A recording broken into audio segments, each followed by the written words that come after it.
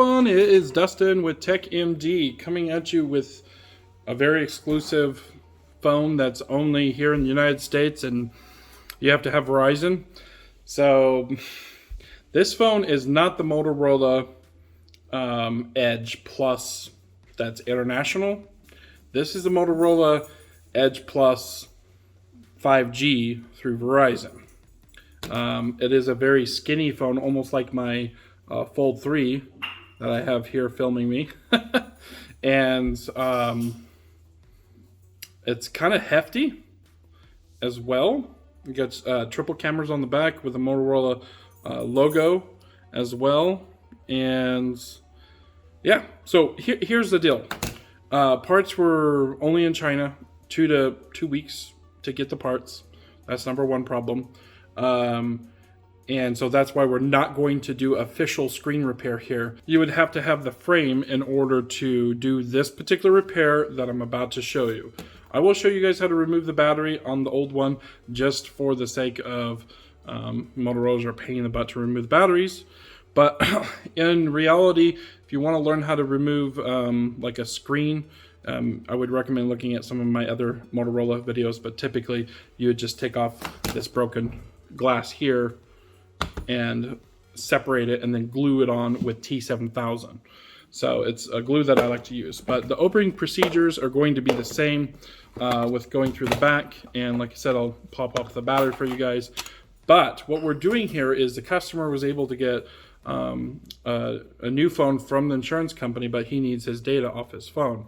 And so what we're going to do is motherboard swap and then just send the good motherboard but broken screen back to Asurion. So I typically do this for customers who have a much better deal on a deductible, or they're trying to recover their data or whatever. But I still don't recommend regular carrier insurance. A little not known, I mean, a little secret that most people don't know is like Amex now covers phone repairs. A lot of other companies like Wells Fargo and credit unions and stuff like that. So you can look into free phone insurance through your banks and credit cards. But in the end, you know, this kind of saved him because he didn't have to wait 2 weeks for a screen for me to order. And to be honest, I think I've only got one other call on this phone. I don't get very many calls on it. It's a very limited phone. So if you guys have this phone, you can certainly mail it in to me. You can I'll try to see if I can find it and put some links in the description. If I can't, I don't know what else to tell you. Or you can upgrade. Or just give me a call. Like I said, you know, I'll have my information down below and I'll try to help you guys get the parts or whatever. But all the tools here you'll need is definitely need a heat pad, which is I use a BST 928, and it's in some of my other videos, but the link is in the description. Basically, I like to run between 100 to 120 degrees Celsius. At the moment, it's sitting at 120 degrees, getting nice and toasty for me. I'm not going to warm up this other phone yet until we have this phone more dismantled. So once we have that warmed up, 120 degrees Celsius for about 5 minutes, and it's getting hot to the touch where you can barely hold it, you'll need some gloves or like a microfiber rag or something like that in order to hold it. Then you're going to need an iFlex tool, iPlastix tool to open it, and then we'll find out what kind of screws are in this thing. Most of the time Motorola's are just double zeros, but sometimes they do have T4 and whatnot. You'll need some glue to seal it back up. Like I said earlier, you'll need a T7000. If you're really good at cutting off the back, then you may be able to just use the original adhesive, as long as you keep it nice and warm. So now that we have it warmed up and it's hot to the touch, we're going to go ahead and start removing the back.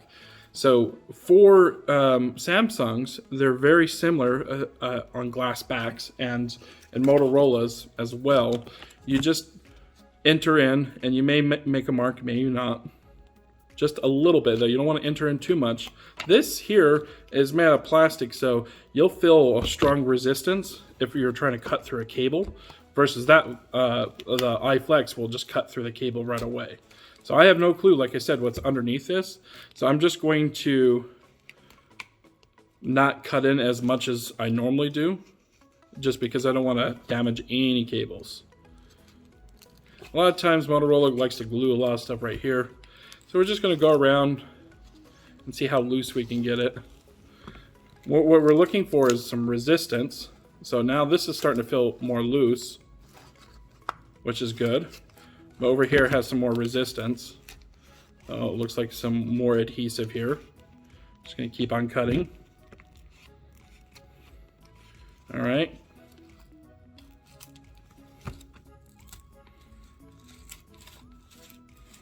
So more resistance, so I'm just cutting in this particular area. Now I'm just trying to lift off the back glass here to see if we can actually get it separated. Oh, I see some glue right here. More glue.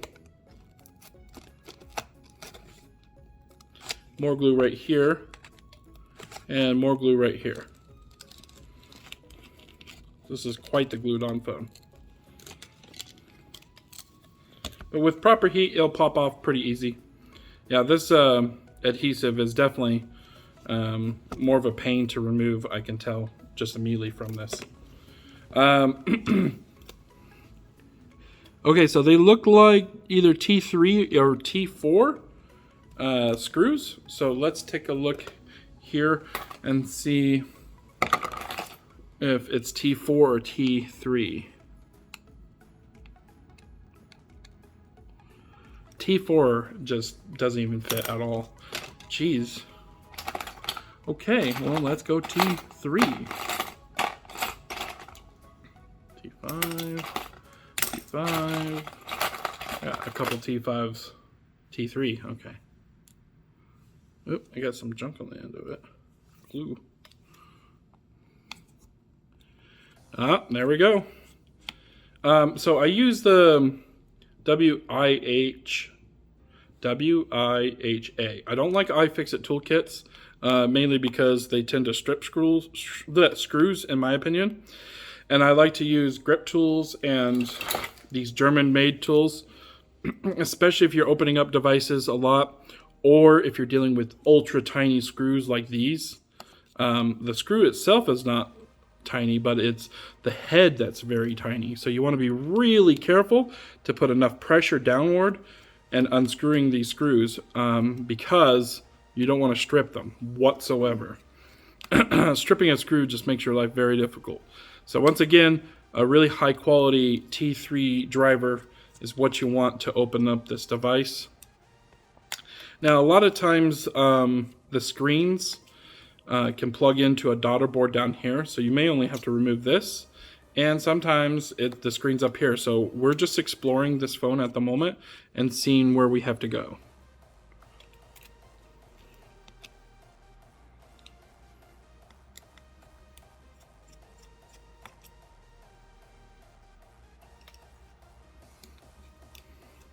And take note that I like to organize my screws. Even though they're all the same size at the moment, sometimes manufacturers like to put different size screws in here to throw you through a wrench.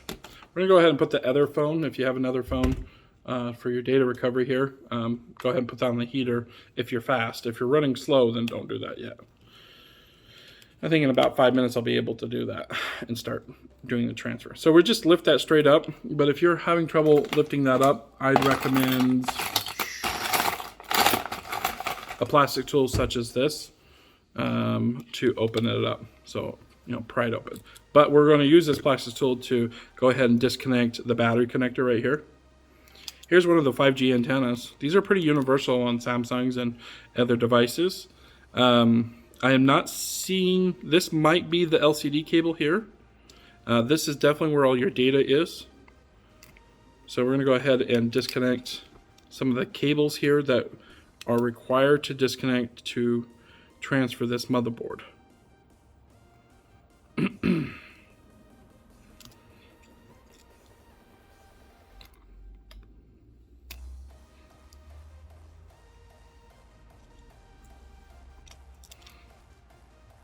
And it looks like there's some copper. So this copper here is to help, obviously, keep the wireless charging from overheating the battery underneath. And so you want to transfer that especially if you use wireless charging. So if this doesn't immediately start removing, then I'm going to wait until I warm up the battery.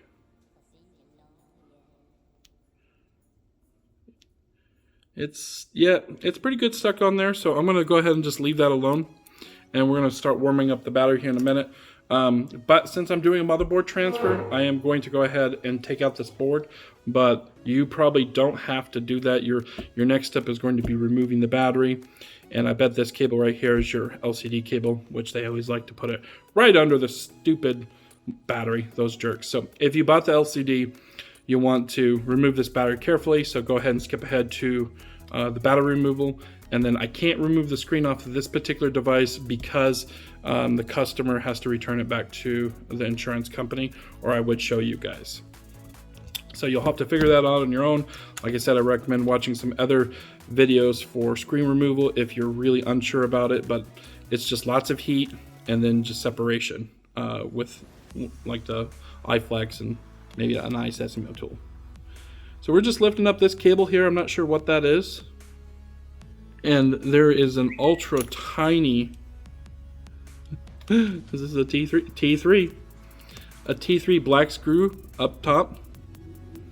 This looks like a microphone port hole. And is that the, okay, here's another screw here. Oh, you know what? I do want to lift up the battery before removing the motherboard because I don't want to cut this copper if I can avoid it. And I do want to warm it up first, so just a heads up that you'll need to do that if you are going to plan on doing a board swap. These cables here are glued down, so we're just going to leave that alone. So this next part, we're just going to fast forward real quick through. It's basically the same thing. We're just tearing down a phone, getting it ready for a motherboard swap, and I'm just swapping over this new phone over.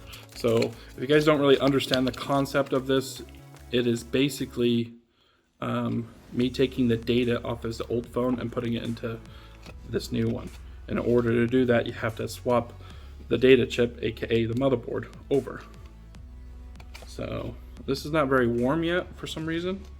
We're gonna let this sit on the heater longer. Okay, so after letting it warm up for about 5 minutes, the battery should be able to remove carefully.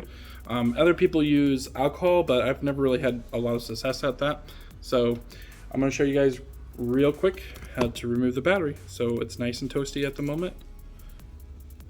All right. I'm just gonna carefully lift this up here.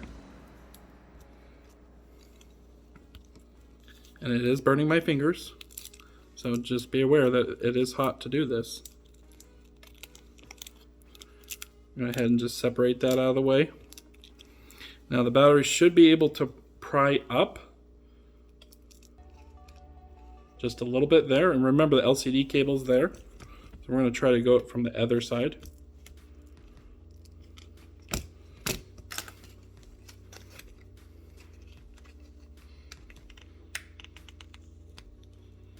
Then we're going to use our iPlastix tool to carefully lift this battery up. And I'm keeping it upwards towards the battery and away from any potential cables that are under here. It is a very stubborn battery, even with heat.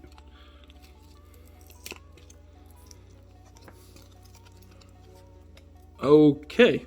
There's no there's no cables underneath. Huh. I'll be darned. This might be the LCD cable right here. So you may not have to remove the battery. That's very interesting. We're going to find out here in 1 minute. So we figure out how to remove this. Oh, okay. Am I doing this right here? Oh, okay. I see. This cable here is plugged in.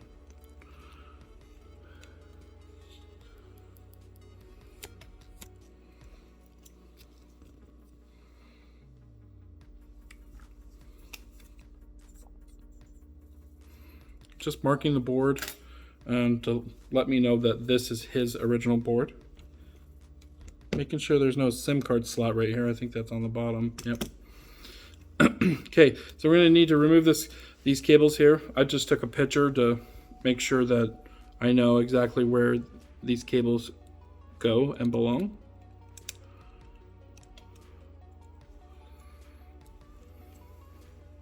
Okay, and then we're going to remove this here. Careful, use some good tweezers here. You want to puncture that cable if you are removing the motherboard.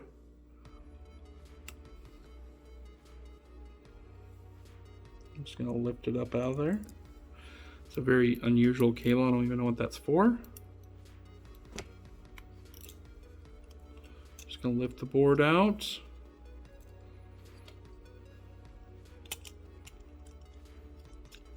Have a little bit of fight. I don't know what this is. Is that a headphone jack? Huh! It's a headphone jack.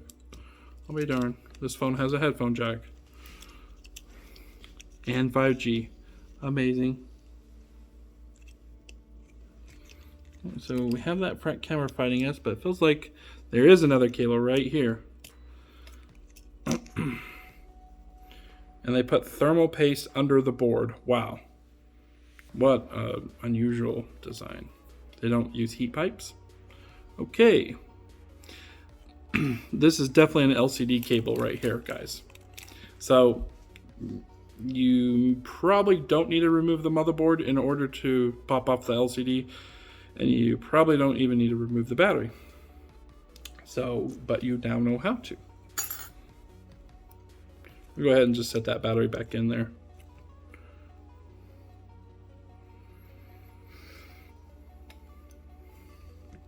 Alright, so now we're going to pull the motherboard out from the other device, but we're going to leave that battery in. So I'll show you the opposite direction here.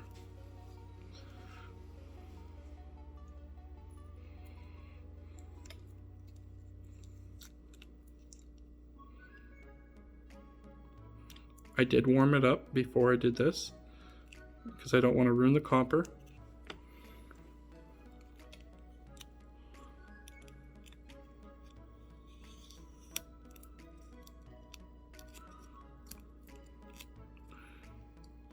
Let's move the battery cable out of the way over to this direction here. All right, we got that one screw I forgot about over here.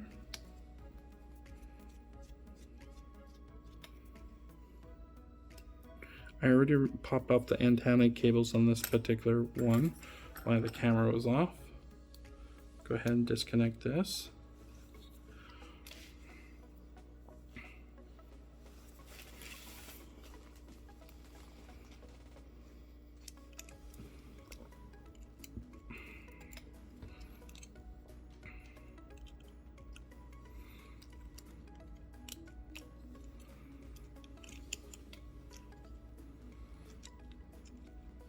Oh, no, don't forget that cable there. Okay, so this is our good working screen here. Set that off to the side, and that's going to go into our broken unit. I'm going to put his original back in here, and we got to weave it through this mess. So that's always fun. Just going to try to bend this cable out of our way a little bit, and this one too. And this one. The big camera just dangles here. It's kind of fun. All right, and then we got to worry about these cables off to the left here as well. So this is a pretty tricky phone if you do remove the board. All these cables want to come out or go back underneath the board because of how they're designed. You gotta have every single one of these cables underneath. I think we're gonna leave that big cable for last. It kind of props up the board.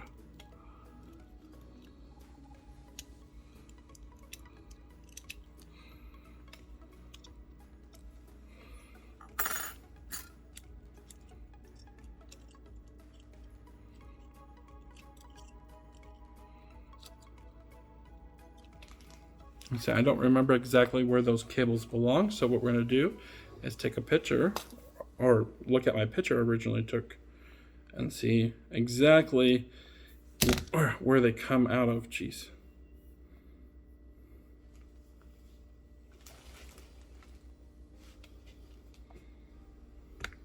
So it looks like the cables weave right here next to that port. So we got the perfect spot.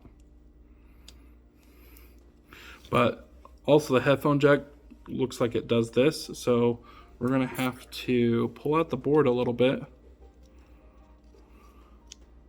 But watch those cables. Watch these cables. We don't want them falling back in.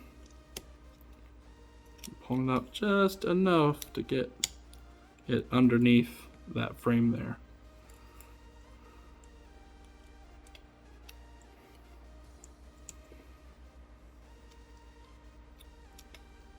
It's starting to feel pretty flat, I would say. Okay, so we're going to blue, white, and black.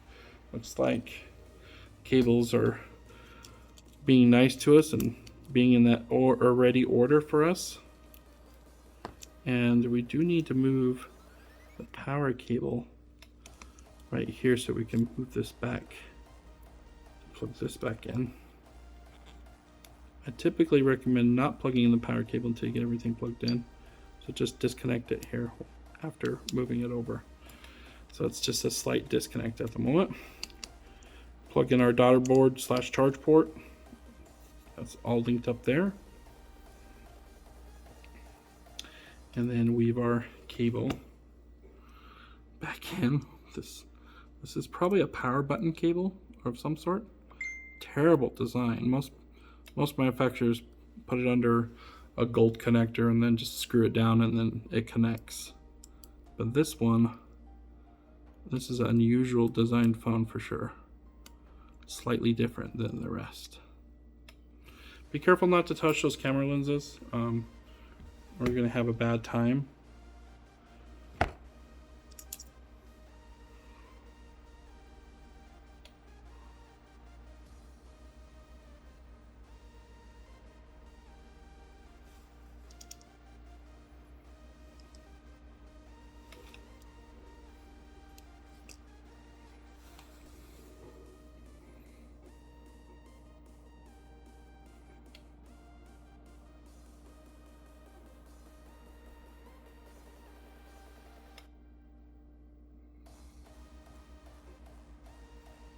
That's very interesting.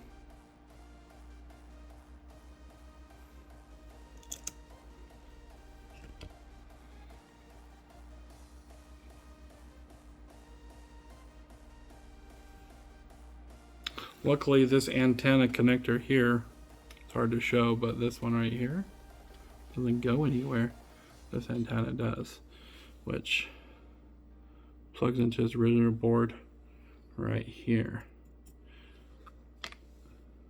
As you can see here, this fell off the board. Now that actually just straight fell off, which is pad or soldered onto the board.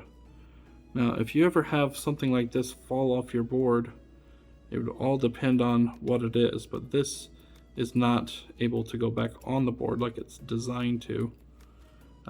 But luckily it's just one tiny antenna line, so I think we'll be fine. But typically this can happen. I've seen resistors loose and stuff like this loose over the years, with a good drop or good break, obviously, aka this phone. If it was some of these other antennas, I would be definitely more concerned for this phone. Okay, just getting these T3 screws back in on the motherboard here, and let's make sure that one's in. Okay, we'll put our piece of tape back over here.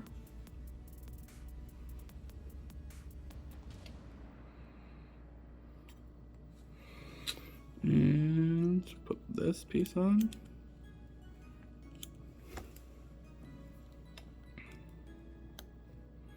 Now you don't have to use that new SIM that they sent you. We can just transfer the old SIM and it'll work like nothing ever happened.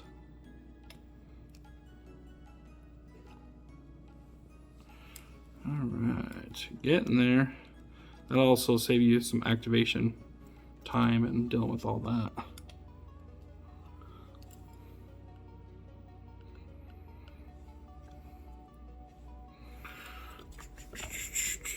Alright, now some antennas that are super tiny. Okay, the best way to do this is just line them up and then press them down. Careful not to slip and bump a resistor. But you gotta line them up. That's the goal. And they're kind of a pain to line up sometimes. What I'm doing is just pressing this direction downward to line it up.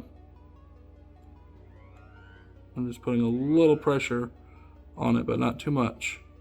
Should feel pretty solid on there once you've put it on. Come on, you pain in the rear camera cable. There we go. Next.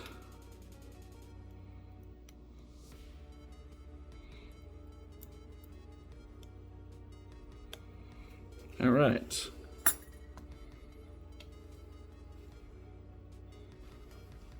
Analyzing, make sure all the cables are plugged in. That's pretty important. And then our power button. I'm just making sure that 5G antenna was plugged in. All right. And then we'll go ahead and plug this antenna line cable. It has an ear speaker and microphone hole, looks like. I don't know what the heck that is. And we're going to screw this down. Since all the screws are same size, it really doesn't matter where you put them. Those black ones were the only ones that are different sizes. It's a little technique I do to get the screw exactly on the head. Sometimes it's best to do it this way. You can do it this way, which I just did, and it's kind of loose in there, so you can just hold the driver to get it lined up properly. That's some of my ways of removing these.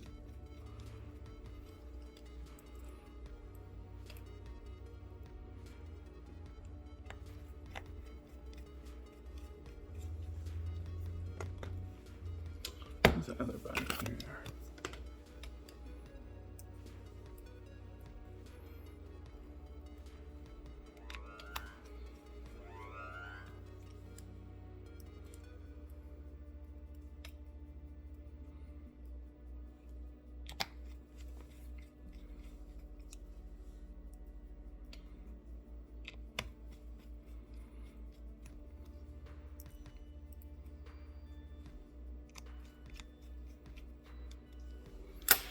All right, now we can just make sure you don't touch the cameras, but now we can turn it on and make sure all his data's there, and it obviously turns on, and we got service. Oh, let's go ahead and transfer that SIM over.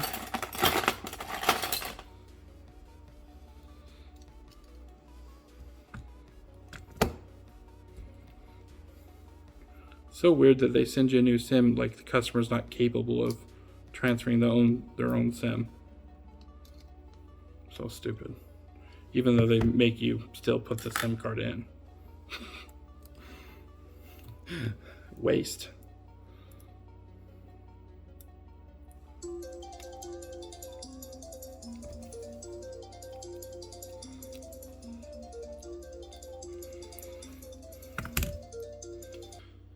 All right, so we got a working phone. We just tested it and make sure it's working, service is working. So we're gonna go ahead and do the worst part, which is trying to clean off some of this glue.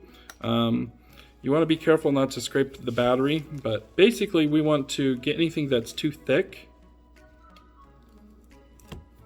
And the thin stuff is fine because we can put our glue over the top, and then just focus on cleaning off the edges as well.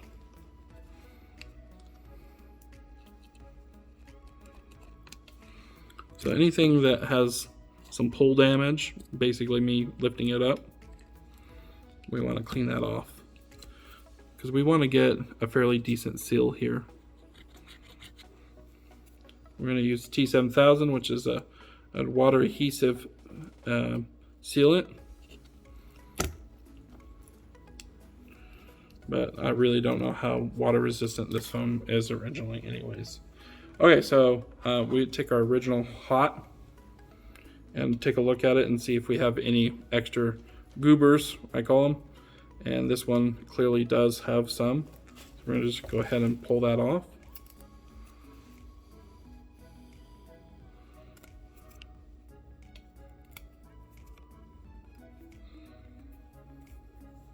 And I left that nice and hot on the heater so I can easily remove this excess.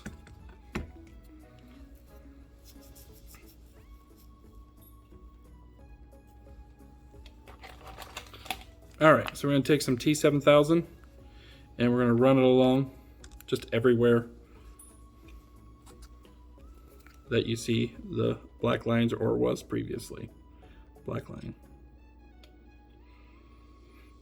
Let's go more lighter on the black, or faster, I should say. Doesn't need as much because there's already there.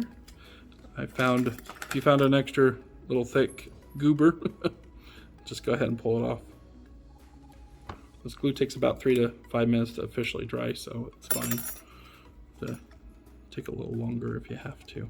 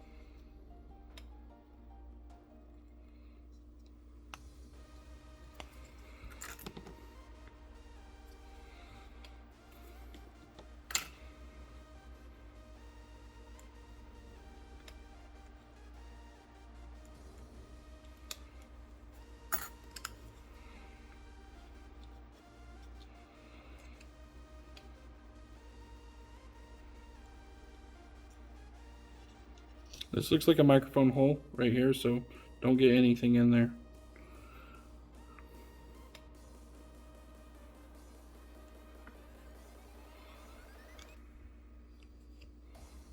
I'm just double checking, make sure I didn't miss anything on this other side. Looks like just right there. Those are pads, nothing really too sticky. We'll go ahead and close this up. Then you just want to press for about a minute. But before pressing, just want to check, make sure it's flush and sitting on there good. And if you have something fighting you like this here, you need to open it back up and double check what's fighting you.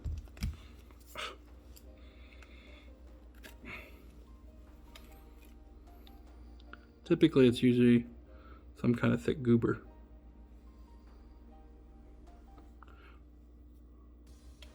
Watch those the black adhesive there. You don't want it to run over the screen. Stupid tweezers keep on getting clogged here. So there's just a spot right here that is impeding. That should do it.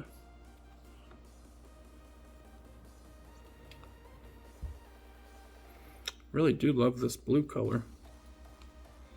There's your microphone hole I was telling you about that you want to be careful not to cover.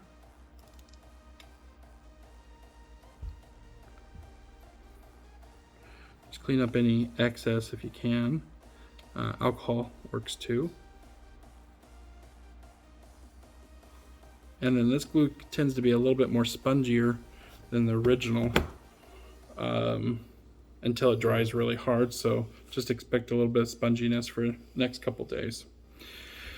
But yeah, that's it, guys. Just hold that down for about a minute. Please, if you like this video, like and subscribe. More of these fun, fantastic phone videos coming soon.